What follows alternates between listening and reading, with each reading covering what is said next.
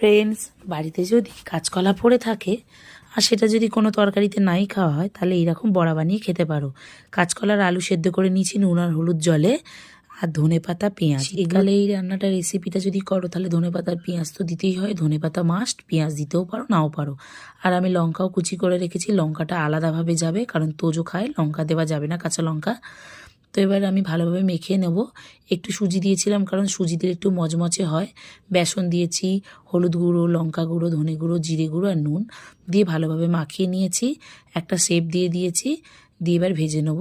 ভাজাটা করতে হবে খুব লাল লাল করে, আর এটা টমেটো সস দিয়ে খেলে খুব ভালো লাগে। বাচ্চা থেকে বড় সবারই খুব ভালো লাগবে। সন্ধেবেলা টিফিনে তো চা দিয়ে দারুণ লাগে। যারা খেয়েছো তারা তো জানোই যে কেমন লাগে, যারা খাওনি তাদেরকে অবশ্যই বলবো কাঁচকলা দিয়ে করে দেখতে। কাঁচকলার আলু দিয়ে অবশ্যই দারুণ লাগবে, দারুণ লাগবে খেতে। অনেকে তো এইগুলোকে দিয়ে তরকারিও করে, কিন্তু এটা ভাজা খেতেও ভালো লাগে। তো রেসিপিটা কেমন লাগলো অবশ্যই জানিও। টাটা।